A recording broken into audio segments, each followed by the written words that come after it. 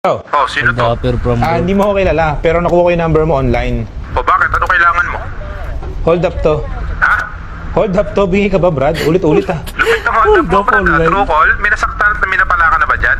Wait lang, hindi mo pa nga nadidinig yung sasabihin ko eh. Mas masasaktan ka dito, kaya kung ako sa'yo, ipalalamove mo na sa akin yung cellphone at wallet mo. Bababa ko na to ha, si Raul. Hindi ka talaga gwapo, kaya ka lang pumugi sa paningin ng jowa mo dahil nakakatawa ka lang.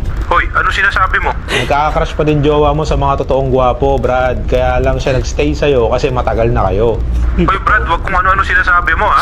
Ipadala mo na, kundi sasaktan pa kita lalo. Wala akong ipapadala sa'yo. Ako yung crush ng jowa mo.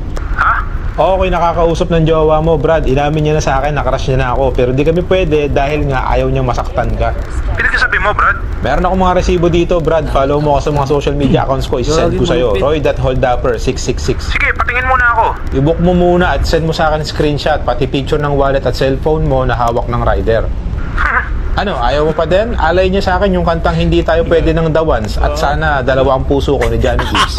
Brad, wag ka naman ganyan. Nasasaktan ako eh. Isang reason kung bakit di ka niya iniwan dahil dumidistansya ako at sabi ko ay piliin ka pa din niya. Pero kung di mo papadala sa akin lahat ng hinihingi ko, chat-chat ko siya. O Saludo ito sa'yo, na, pre. Brad. Papadala Saludo ko na. mga Huwag mo lang dapper. siyang kunin sa akin. Sige, siguraduhin mo, Brad, na lumalaban ka ng patas. Huwag mo akong iskamin.